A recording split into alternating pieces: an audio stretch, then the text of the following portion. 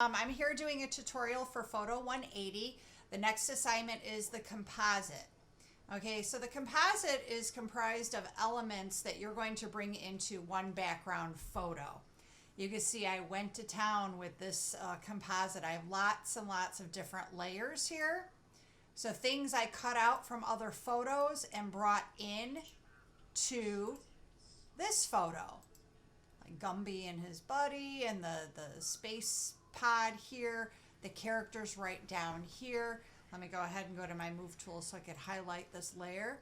So if I hide the couple, they're not there, and if I bring them back, there they are. Okay, you'll notice that I have shadows. I've created these shadows, so if you want to go a step further, you could create shadows for your characters that you bring in. One composite is due. I want to see at least 5 different elements that you've brought into one background image. If we go over here, we could see a few more things. One of the ladies disappears. Planet disappears. Another planet disappears. All right, so we started with, I just had this background image here, okay? And what I did then is I went to other photos. Let's go to the monster photo here. And I want to select him. So I'm going to go ahead and make a duplicate copy so I know that it's unlocked and I could use it. And I'm going to go ahead and use my quick selection tool, which you all used when we did the colorization. And I'm going to go through, staying inside of the character as much as possible because I want to keep it as clean as possible. Make my brush a little bit smaller for coming out here. I think this is part of him, like some kind of reptilian cloak. Okay, and oops, I went a little too far. How do we fix that? Remember Option. Option is negative and it'll bring it back in. Then I'm going to zoom in and I'm going to fine tune my selection. Remember, the quick selection is only going to do so much for you. So let me grab my lasso tool, or I could grab my polygonal, but I think I'm going to try with my lasso. I need to expand my selection. See, it didn't go to the edges of the creature's hands. So shift. Shift is positive. Start drawing inside of it. You don't want to be on the outside of it. And you could do small sections at a time. Shift again to expand the selection here. Shift again here. Shift right down here. Option here because I'm bringing in, I'm cutting out some of that selection. Option again in here. Shift to pull out a little bit there. Use my space bar to move around. Shift to expand. And again, you know, I'm just shifting to expand the selection in these areas. Not doing a perfect job for time's sake. You don't want to sit here and watch my tutorial or listen to my voice for an hour, right? So let's just say I've got a good selection there. Actually, let me pull this in a little bit around here. There we go. Zoom out. Look for the tab for the picture you're working on. Grab it and pull it down. And then I have to get back over here. So we could always move our window to get back to our creature. Make sure that you're in the move tool, which is V on the keyboard, or right here. And I'm going to grab him and put him inside of this image. He ended up all the way down here. Well, I gotta highlight, I gotta get rid of that. Okay. Well, let me bring that back up and move this above because I want to show you from the get-go how this works. So here's my monster. Command T will bring up your transform tools. It didn't really work. There we go. And I can make him smaller or bigger. You don't have to hold the shift key when you do this. You just make it smaller or bigger.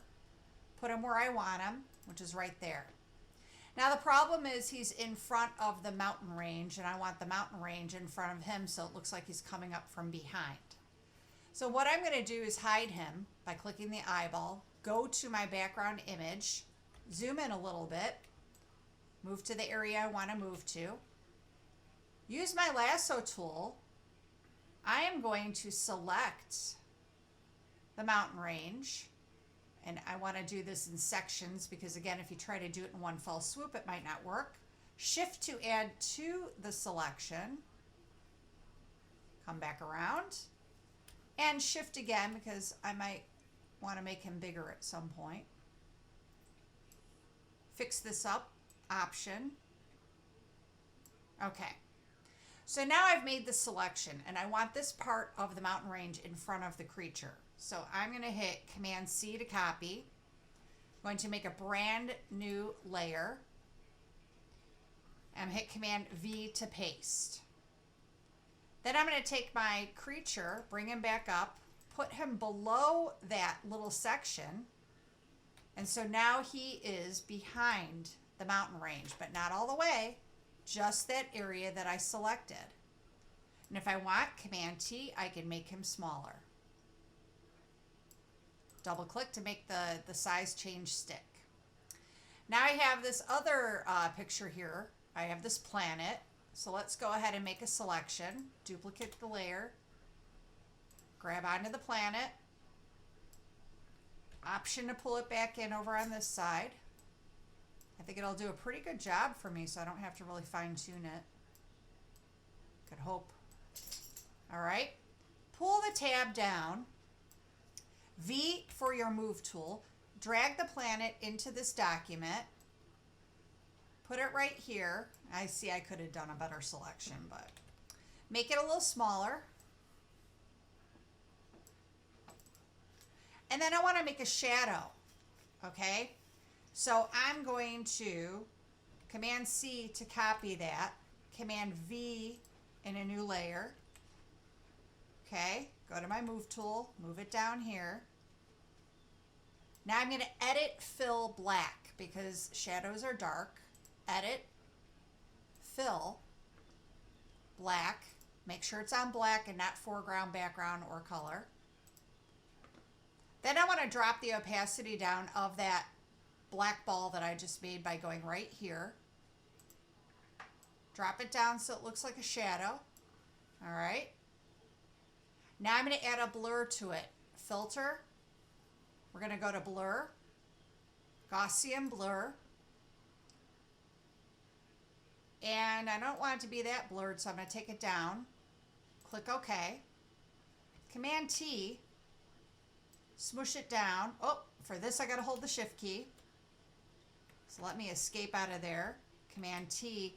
Because I don't want this to stay in perfect proportion, I have to hold the Shift key down just to smoosh it.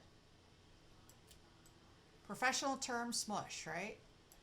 Double click to make it stick. So now I have a shadow for that planet down there. I could do other things to the planet and so forth. But that is how you're going to create your composite. Again, if you don't feel comfortable, like confident doing the shadows, you don't have to. But I want to see at least 5 elements brought into this new background image. You can do more than 5 if you like. You're going to use your selection tools, cut out from these areas and just drag and drop right into the document. Command T to change the size. We could have it coming over. Ooh, look at that. He's got the planet in his hand, right? Let your imagination go wild with this. It does not have to be reality. Obviously, you can see from mine here. Here is my finished piece. I'll hide what I did for you just now so you can see.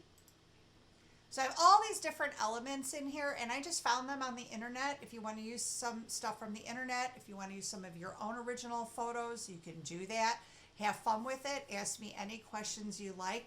It's a collage. You're taking elements from another photo and putting them into this photo.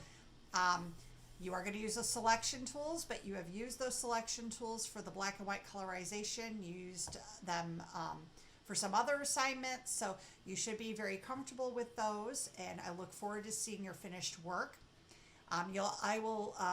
This will be, obviously, you'll know this is on my YouTube when you see this, and I will send you a link in the email. So thank you. I hope everyone is safe and healthy.